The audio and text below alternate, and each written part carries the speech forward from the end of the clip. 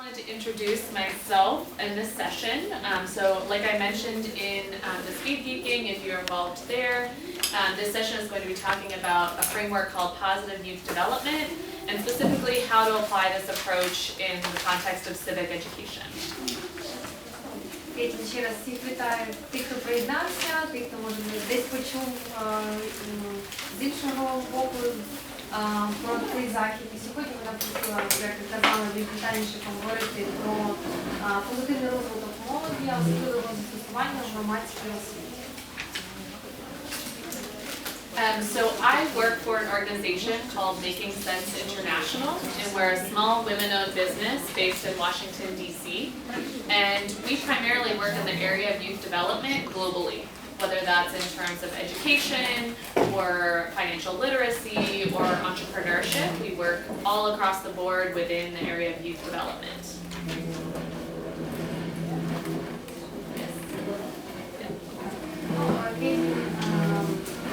Є представником проекту, який займається якраз розвитком, позитивним розвитком молоді у глобальному сенсі, особливо проєкті Making Sense, так і вважається не перекладає. Ну, в Україні це також проєкт взаємодії, знаю, що по ньому буде більше частини. And I'm here working in Ukraine with a program called Sachi. And I don't know, Rina, do you want to just give a brief overview of the program?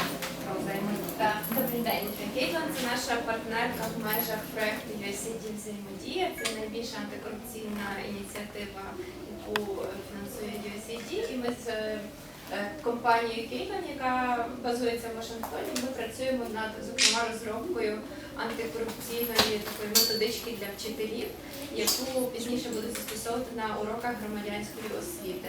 Загалом наш проект спеціалізується на трьох таких компонентах. Це робота з урядовими інституціями, як на національному, так і на регіональному рівні. Це антикорупційні комунікації, а також це робота з громадськими організаціями та робота з молоддю. Ви можете про нас детальніше знайти інформацію на Фейсбук-сторінці USAID взаємодія, а також на Інстаграм-сторінці USAID взаємодія. Запрошую.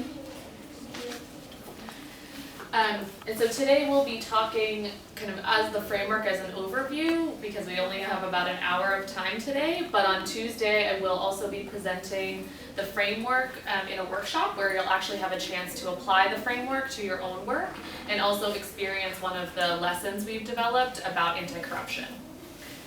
Сьогодні у нас буде така вступна частина стосовно позитивного розвитку і впровадження, а вже у вівторок буде детальний, буде практикум, де буде можливість у своїй школі спробувати це впроваджувати, побути учнем і вчителем. So, and we'll also take a look at, fortunately, we have a few case studies of where this framework has been applied within civic education in other countries that I'll be able to share with you today.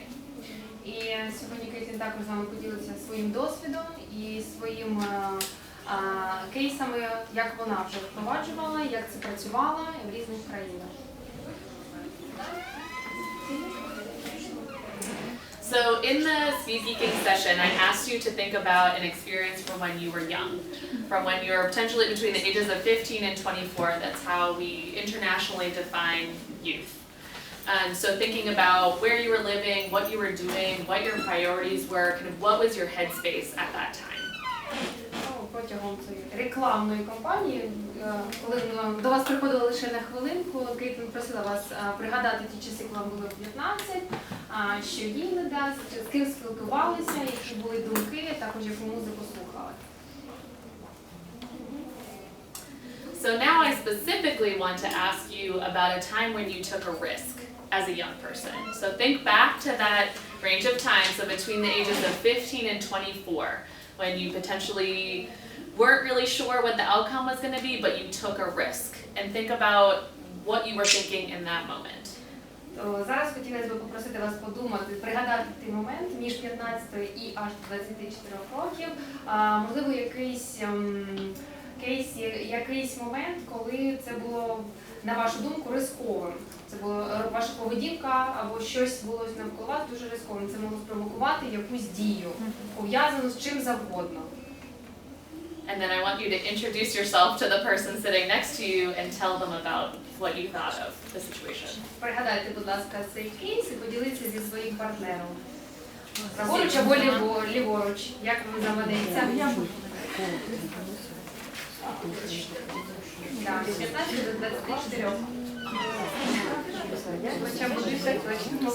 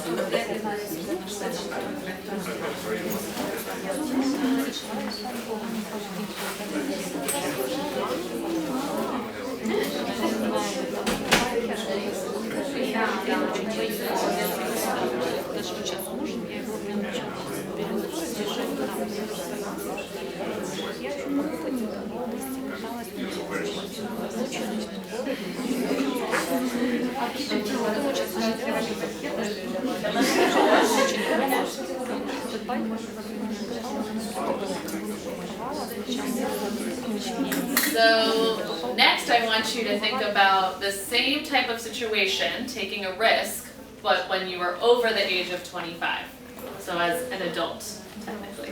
Тепер подумайте про схожу ситуацію, але коли ви вже були більш дорослими, тобто від 25 років і далі, аж до сьогоднішнього моменту.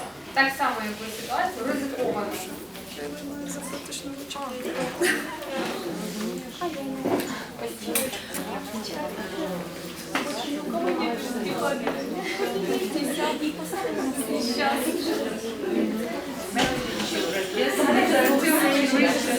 Все, спасибо.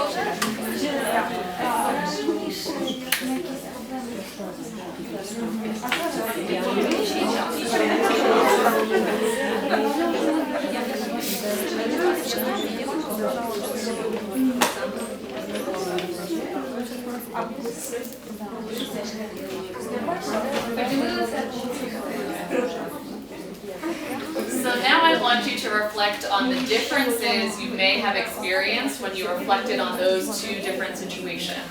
So my example is flying in a plane. So when I was younger, the first time I went on a plane when I was like 10 years old, I was so excited, even though there was turbulence, it was going up and down, I was really excited to be on the plane no matter what. Now, when I was flying over here, any little bit of turbulence, I'm thinking immediately, who is flying this plane? What is going on? Are they smart? Am I going to die? Immediately. Тепер Кайтлін хочу вас попросити порівняти ту ситуацію або ті рішення, які були вами прийняті в той період з 15 до 24 і вже після цього. Чи були якісь різниці? Наприклад, її власний досвід – це переліт. Перший переліт він був чудовий, все подобалось, нічого не знав, але після цього першого досвіду, наприклад, коли вона летіла сюди, то вже навіть найменша турбулентність викликала в неї почуття паніки. Does anyone want to share an example from what they were thinking about, or even just the differences that you noticed? Чи є в когось бажання поділитися своїм досвідом, порівнянням, аналізом, як ці рішення було тоді і після цього, до 24 або після? Давайте, можна я буду. Це, мабуть, було років 6 назад на морі. Мені захотілося з'їхати з надувної гірки. Висотою десь, мабуть, метрів 10, може, трошки вище. Перший раз я гарненько з'їхала, без всякого страху. Другий раз я знову почала підніматися вже. Так тяжко піднялася, з'їхала, третій раз я вже відмовилася. А зараз я думаю, що, мабуть, і не взагалі би не пішла б до цього ділу. Ще в когось є? Я маю схожий досвід, але з управління автомобілем. Коли в перший раз я сіла за руль, мені просто показали, як треба, і я розуміла, oh my god, I can drive. І в мене, я якби не думала, що буде потім. Коли трапився наступний раз, це було трошки пізніше, в мене було там мільйон питань. Чи знають водії, які їдуть навколо правила дорожнього руху? Чи всі застібнули паски безпеки, чи права в них, які вони мають, реально отримані, чи просто вони отримали їх в подарунок, чи дивляться пішоходи ліворуч чи праворуч. В мене було таке мільйон питань, і з того часу я вже намагаюся їздити більш more careful. Thank you. So there's a very real reason why this happens. There's a biological reason why we have these different mindsets. Я наукове підтвердження тому, чому в багатьох випадках наші рішення дуже відрізняються від нашого першого і від подальших. Being a young person, the time period of being a youth is a very important phase in our life because the decisions we make during that time can change the course of our life forever. Звичайно, ті рішення, які були прийняті нами в той перший період, про який говорила Кайтлін, про який ви зараз рефлексували, він, звичайно, мав відображення у вашому майбутньому і міг змінити ваше життя повністю. Тому він був важливим. So, I'm sorry, some of this is in English, translated a bit, but the main point is the colors of the brain. So this is brain development between age 5 and age 20. Same here, this is between age 5 and age 20. So the parts that are purple and blue are the most developed. The other part, when it's not orange or blue and purple, it's not developed. Як ви бачите, тут у вас є наукове підтвердження тому, як розвивається наш мозок і що впливає на прийняття рішень, починаючи від 5 років аж до 20. Тому я просила вас пригадати саме цей період. А як ви бачите, тут у нас є декілька кольорів, в залежності від того, як розвивається. Тобто ці яскраві плями – це те, що ще у процесі розвитку. На останньому ми вже бачимо повністю розвинений мозок. Передній фронтовій частині, фронтовій задній. So we're not all biology teachers, so you don't need to truly understand every detail of brain development, but we have some main important takeaways that we do need to understand as educators, as people working with young people. Звичайно, тут, мабуть, не так багато вчителів біології, не всі мають відношення до цього, але все ж таки цей аспект також треба приймати до уваги, бо від цього фізіологічного моменту неможливо повністю оцінити ту особистість, яка перед нами зараз знаходиться. And the most important part that's directly related to taking risks is that that's one of the last parts of our brain that develops. So even until your mid-20s, you still aren't fully developed in your brain, and you're thinking in a way that is different than once it's fully developed. Як було зазначено у завданні, з 15 до 24 років, і навіть пізніше, тому що ця частина нашого мозку, яка відповідає за прийняття цих ризикових рішень, вона розвивається майже останньою.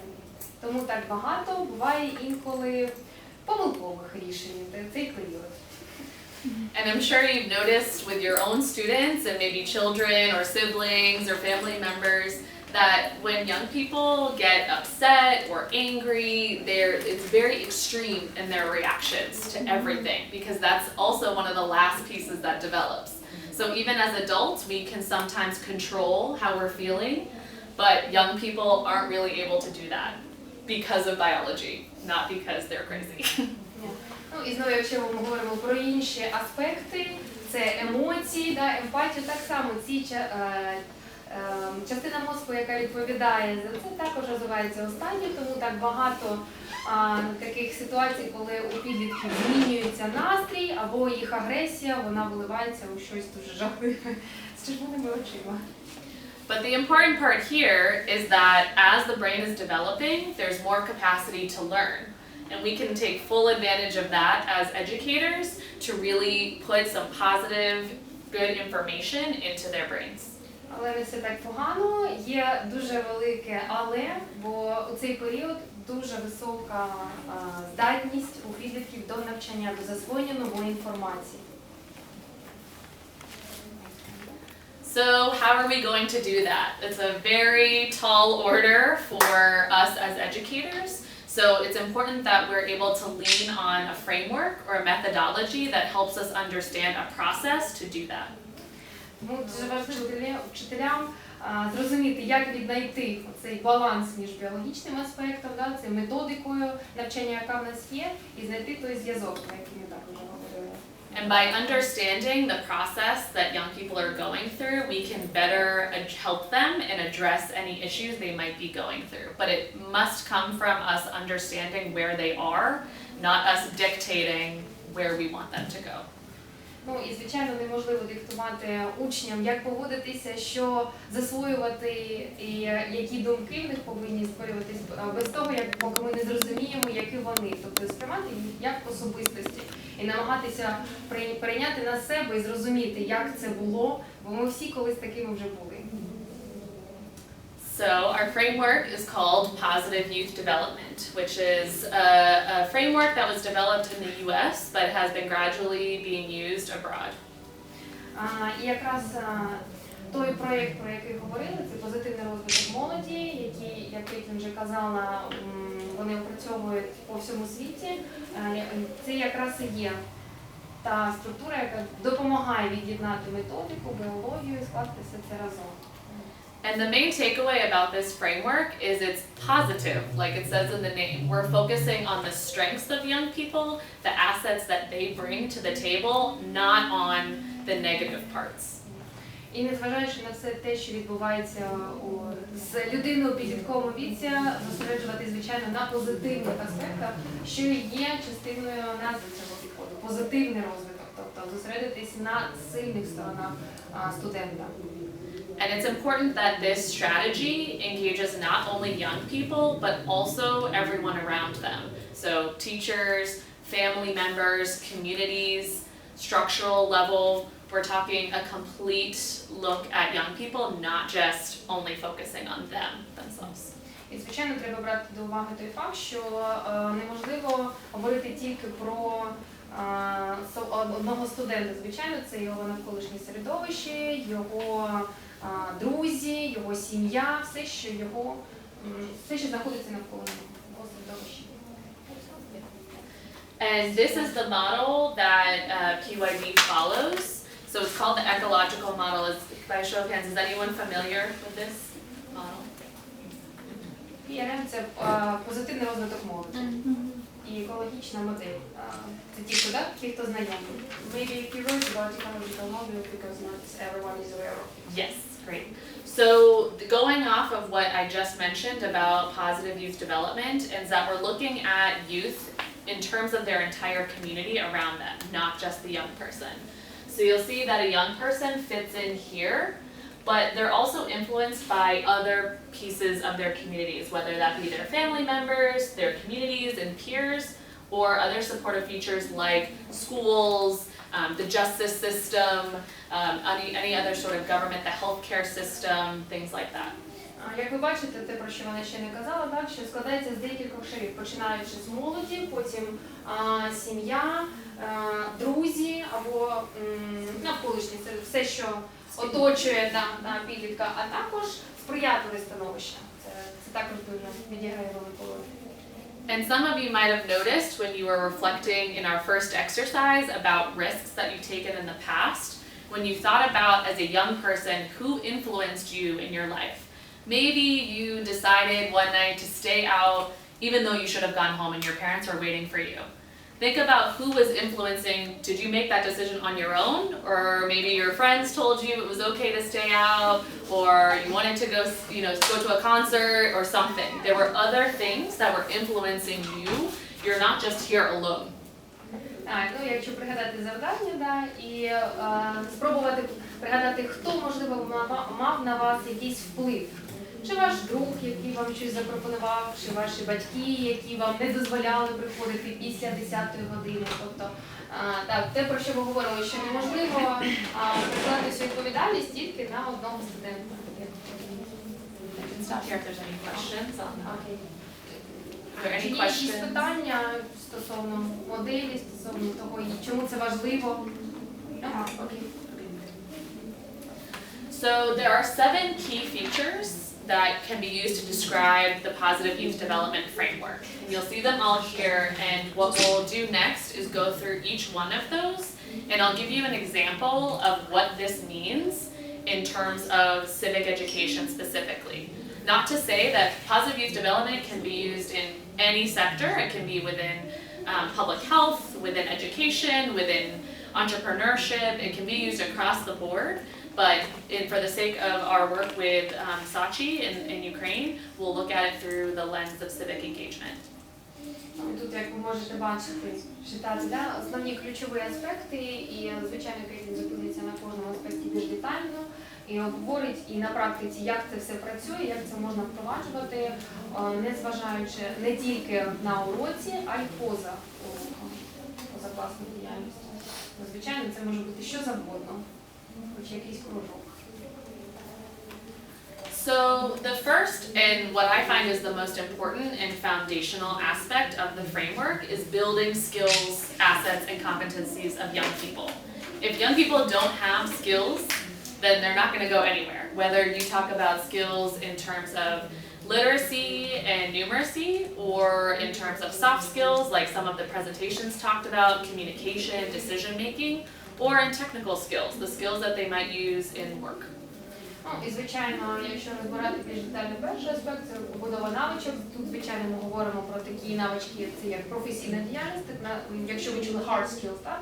І soft skills – це для соціалізації, щоб вміти не тільки знаходитись у середовищі, так? А ще й співіснувати з ним.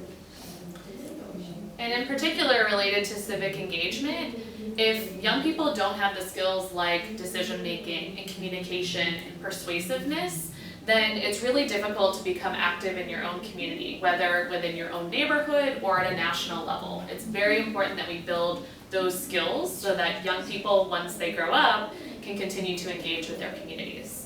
Ну і, звичайно, якщо ми говоримо, як було на початку сказано, про громадську залученість, це неможливо без урахування цих soft skills, цих м'яких навиків, які якраз і допомагають у залученні. Будемо більш детально. Yeah, there's questions. Yeah. We can do questions per or after. Okay. Якщо є якісь питання, будь ласка, задавайте. Можливо, я щось Чи варто в усіх підлітків розвивати лідерські якості? Yes, exactly. Mm-hmm. Yeah, and a note on that is that not all young people are going to be leaders. Not everyone can be leaders. It's just like there's too many cooks in the kitchen. There have to be followers, but there's also importance of individual contributors. So there are some leadership elements, and I think all individuals can have those skills, but then you'll see certain young people will rise, into more leadership positions, but that doesn't mean that not everyone can contribute. Звичайно, не всі зможуть стати лідерами, але все одно треба розвивати, бо, як вже було і на презентації сказано, коли всі працюють у команді, вклад кожного має сенс. І взагалі ще невідомо, де ці навички можуть нам знадобитися. Можливо, не бути лідером, але десь вони, ці soft skills, які навички можуть нам також зіграти на руку. Коли мова йшла про розвиток позитивний у молоді, була ось ця градація, тобто сім'я, комунікація, школа і так далі. Чи можливий позитивний розвиток, якщо якась із цих ланок не є позитивною? Наприклад, сім'я важка, алкоголіки чи щось подібне. Чи можливо тоді розвинути позитивну? Yes. Yeah, it's possible and it happens. However, it's most effective when there's interventions at all these levels. When all of these people are engaged, then it's most effective, but it is still possible. I think if you skip like family, it would be difficult, but then a young person is not always going to be a young person. Eventually, they might also have a family or they're already part of a family. So once you start skipping or omitting those things, it becomes difficult in other areas. The question is like if there's, for instance, some alcoholics in your family, what should we do? Sure. Yeah, that's a good point. I think that, the most effective programs I've seen also provide for those types of situations. So we found, for example, I work on a project in Swaziland, and it's a mentoring project for at-risk young girls. However, we found that family members or other community members became jealous of the kind of the aid that they were receiving. And so what the program essentially found out was that it was important to involve everyone, no matter what situation they are in, so that everyone can develop together, because it doesn't really help the whole community if we leave some and only, you know, develop some. Yeah. Ну, основна, був такий приклад. Ну, я основну мисль зрозуміла. Так, Швейцарії, да, тому все одно, навіть якщо взяти з іншого, не з сім'ї, а з якогось іншого центру, але все одно це потім може бути проблемою, бо вони тісно пов'язані. Всі ці люди між собою тісно пов'язані. Тільки коли вони всі разом взаємодіють, ті люди, які пов'язані. Да, да. Бо якщо так, можна допомогти, але все одно, як ми бачимо, приклад був такий, що батьки почали ревнувати до тих дівчат, які ходили до цього центру. І, звичайно, випадає знову сім'я. Тобто хотіли допомогти, але сім'я знову випадає з цього прошарку, тому воно не допомогло. Воно допомогло, просто довелося включити. Так, тільки потім ще треба і сім'ю ж знову це. Да.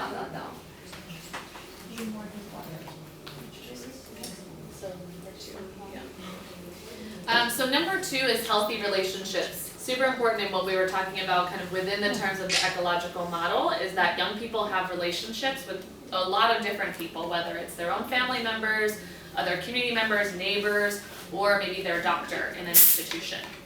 Ну, так як всі був згаданий про шар ком'юніті, співіснування в якомусь суспільстві, то це в якійсь спільноті, великі, маленькі, це не важливо, але все одно ми говоримо про стосунки. Це не тільки стосунки у родині, це стосунки з однолітками, стосунки просто з якимись перехожими, тому це важливо. Взагалі, щоб були гармонійні стосунки з усіма.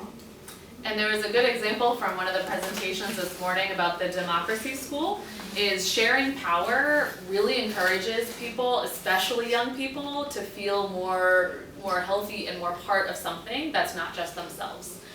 So and that relates directly to being involved in a political or civic engagement level, is that if you don't feel a part of something, if you don't feel like a relationship with your family or with friends is healthy, it's not going to turn out well.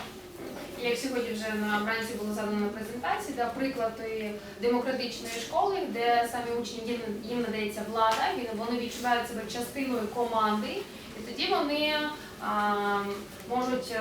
вони проявляють більше турботи, вони більш відкриті до всього, і тому набагато легше будувати стосунки. And related, that part of belonging and membership. Again, feeling like you're part of something that's not just yourself. I think us as human beings always want to be a part of something else, whether it's a relationship with one person, or a family, or your school, or your community. You really do value just essentially as a human being part of something more than just yourself. Звичайно, людині дуже багато відчувати себе потрібною, тому приналежність до якоїсь громади, це навіть не має значення яка саме, вона дуже важлива для людини, вона відчуває підтримку цієї громади, і вона також може розвиватися. And this is also important in terms of social inclusion, so not just young people, but also subsets of young people. So people with disabilities, LGBTQI identifying people, just the variety of, maybe ethnic minorities or immigrants, anything like that, that is also important to make sure they also feel a part of the community, not just young people as one giant blob. І, звичайно, ми тут говоримо про інклюзію, це коли ми міксуємо, так би мовити, незважаючи на те, яка стать, вік, які є проблеми зі здоров'ям.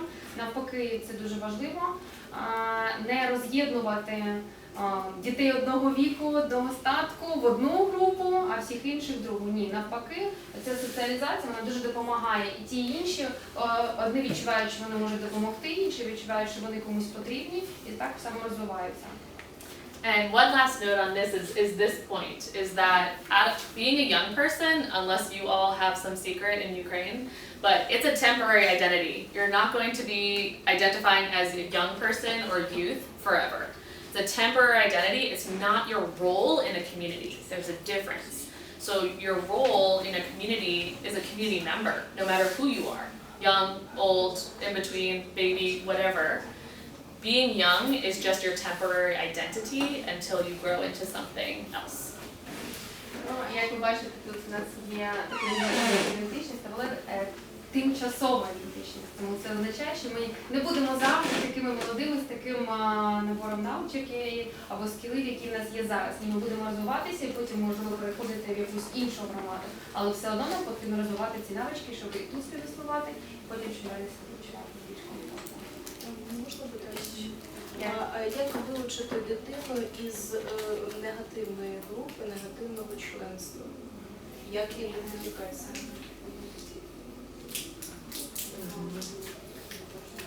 Yes. Yes, it's a very good question because that does fall under membership, right? You're part of a group, but it might have a negative influence in it. And that's, again, where we talk about meeting youth where they are and having that conversation about what are your benefits of being a part of this group. Because I think you'll find that once you have an open conversation with young people, they can probably start to recognize, oh, maybe this isn't such a great idea for me. However, it's important to have an option for them. I think young people, at least from my experience and from working with young people, can be blind to things around them. So they only see, just like we talked about with risk-taking, it's like, okay, nothing will ever happen to me. I'm here, I'm doing what I want. I'll be very selfish. I don't think about other people, just me. So helping them and having those conversations about what other options are around, I think can help address that. Основна ідея – це, звичайно, витягнути на діалог. Да, звичайно, давати вибір, не казати, що ні, неможливо, ти повинен покинути цю групу, тому що це погано. Бо дійсно на той період тінейджер може не розуміти, чому це може бути погано. Бо дійсно він не бачить цієї ситуації, а тільки бачить якусь ціль, можливо, там якийсь друг. І тому дійсно треба спочатку хоча б поговорити і запитати, чому він там, що йому там подобається, чому він віддає перевагу саме цій групі, а не інші. Ну і звичайно, якщо у підлітка немає якихось, можливо, знань, або він не бачить, просто йому показати цю ситуацію взагалі, ну а там знову залишити йому вибір. Щоб він не відчував, що він не має права сказати ні або так, що за нього знову все вирішує. Ще, можливо, якісь коментарі або питання? So the next key value of positive youth development is youth participation and contribution. So still related to kind of youth having a voice and feeling like they're a part of something, but making sure that we're giving them an opportunity for leadership, like we talked about. Not everyone is going to become president, but they can still display some leadership within smaller groups or smaller communities. Ну, як продовження теми стосовно вибору, так, що в кожного має бути, а також стосовно навичок, які треба прививати, наприклад, ті, які були згадані про лідерство. Так, звичайно, не кожен член групи стане лідером, але все одно велика громада розбивається дуже часто на маленькі групи, і там ці навички можуть знадобитися, щоб згуртувати або організувати ту маленьку групу заради якоїсь іншої діяльності. And this is a key value that I think us as adults are really important to play because we need to have high expectations for young people. We can't, like we mentioned before, we can't allow young people and encourage them to kind of have these blinders on and only look at their own lives alone. It's important for us to give them very high expectations to reach for so that they have something to, some more dreams, some more capability of seeing outside of their own lives. Ну, і це, можливо, вважається одним з найголовніших, тому що завдяки вчителям, завдяки всім, хто оточують студента, допомогти бачити цю ситуацію не узко, неправильно, а взагалі, тобто давати такі навички, вчити, бачити повністю всю ситуацію, як це має бути, а не так, як хтось вирішив, вчитель або хтось з родини, так? Тільки це є правильним варіантом. And when we're not focused on using this kind of approach, it's very easy for adults to look at young people like problems. Like they're lazy, like you see here, this is from a study that was done about politicians and working with young people and engaging with them, is that they're just viewed as being lazy, apathetic, inexperienced, We don't want to work with them, and that's really just going to cause more and more problems. So if we look at youth and give them an opportunity to share and have these high expectations for them, they will meet it. Тінейджерство чомусь дуже часто асоціюється з негативним, але все одно, як було вже сказано раніше, треба сприймати перш за все позитивно і знову давати вибір, давати можливість висловитися, поділитися своїми думками, бо дуже часто вирішують за і навіть не питають, а чому так, а можливо могло би бути якось по-іншому. Тобто навіть не мають вибору. А в мене таке питання, ось там значить, встановлення таких меж. Як буде в випадку, що в школі ми встановлюємо певні межі, а в сім'ї ці межі повністю відсутні? Як бути тоді?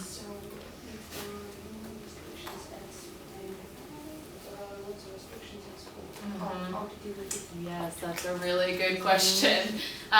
And I think it still relates back to kind of the ecological model and why it's so important, because if you only have boundaries set at like 2 of the levels and not at all of them, then you're going to run into issues, and it's really the young person that's confused. Like, you're dealing with it, sure, as an educator, as someone who is setting the boundaries, but think about it in the context of that young person, of how they must feel, of how confusing that is to be at home and be reckless. What to do if there are no restrictions at home, if there are restrictions at school, like what to do? Yeah, I think there's a level of balance of finding out kind of, can you progress from restrictions? Maybe not going from 0 to 60 or 0 to 100, whatever the term is here, but trying to find some negotiation with that young person and speaking with them one-on-one. Ну, знову, тут нам на допомогу приходить діалог в основному, бо якщо дуже багато цих чітких меж, як ви кажете, у школі, да, наприклад, у сім'ї їх немає, то тоді треба йти знову на компроміс, на діалог і хоча б почати встановлювати якісь десь посередині зійтися. Звичайно, ми тут говоримо про те, що батьки також повинні бути залучені, бо це неможливо тільки за участі студента. So family should be engaged too. Yes, definitely. And I think also you can talk in terms of that young person is now involved in another community. Maybe they're thinking only in the terms of their family, but now when they're with you in the school, they're part of their classroom community. And it's important that they respect the norms of that community to then help everyone, grow together. Ну і, наприклад, того суспільства, в якому знаходиться більше студентів, це якийсь клас, наприклад, що також там повинні бути якісь норми поведінки, і щоб учні дотримувалися цих норм поведінки і таким самим чином вчилися співіснувати у цьому суспільстві, і це суспільство подалі буде розростатися. Можна питання? Воно тут політизоване, але наші зараз підлітки дуже втягнуті в політику. І вони бачать те, що у нас соціальні норми, вони є трошки іскажені на русскому язикі, скривлені. І говори, не говори, як би не вівся діалог, підлітки бачать наші реалії життя, які є сьогодні. Яким чином сім'я, школа повинні діяти для того, щоб якось виправити цю ситуацію, коли нам говорять одне у діалогі все як потрібно, і насправді ми бачимо війну, подвійні цінності і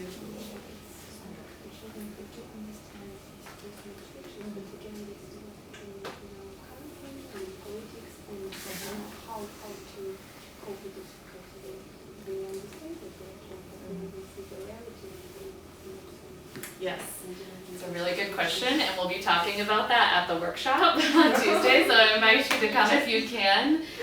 But that's one of the projects we're working on, is building out some lesson plans where that you can open up those conversations to really help to find some strategies with your students. Because I think we put a lot of pressure on young people and students to kind of change everything, and I think they do in some ways, but I think we can really work together, and I think opening up that space, and the next point is actually safe spaces, to be able to do that, I think will help at least start that conversation. So if young people feel like they're heard by someone, they already feel better, even if they're not being heard by the president. Ну, як ви розумієте, все одно треба витягти на цей діалог, бо без цього неможливо. Так, для цього є розроблені якісь плани уроків, які допомагають залучити студента або студентів, перш за все для того, щоб висловитися, а чому є така позиція. Бо, звичайно ж, вона йде звідкись, правильно ж, і якщо президент сказав, as president said, like, do it, yeah, you want to do it. Ну, і не обов'язково, якщо президент каже так робити, тобто також треба оцінювати, чому треба робити саме так. Все одно. Кайтлін просто казала, що вона запрошує вас на Я зрозуміла. Ну, це буде основна частина, де буде сам урок, бо зараз це більш таке теоретичний блок, методичний.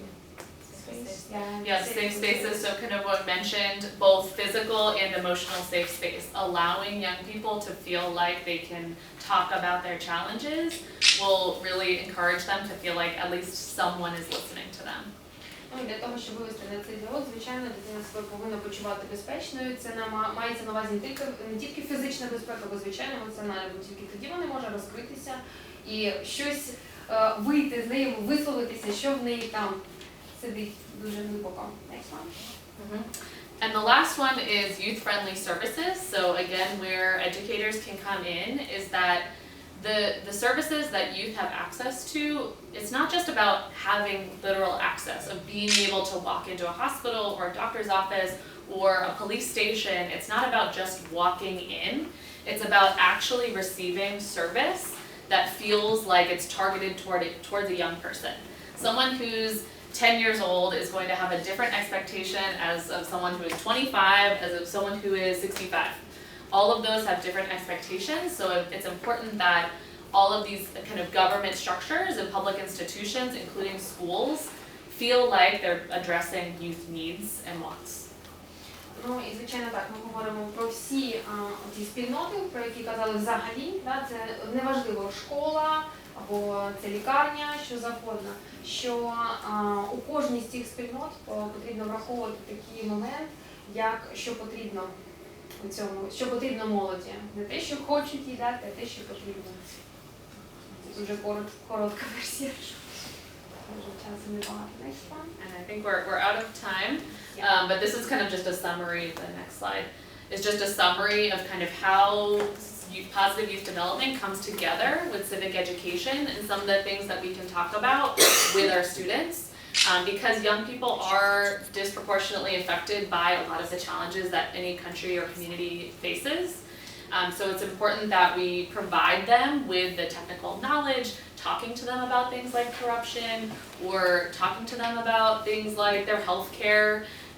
Allowing that is very important because most young people don't have that, and then they feel completely powerless.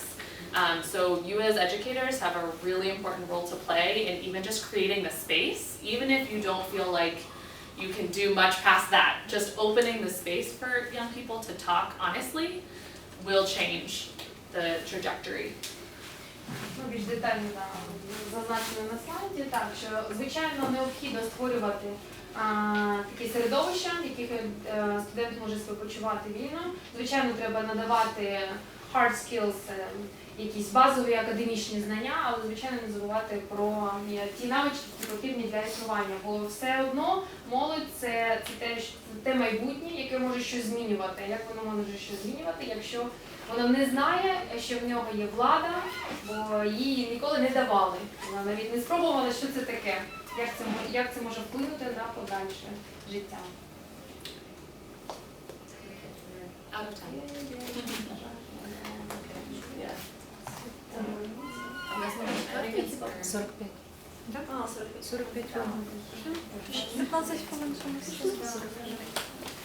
Thank you all for coming.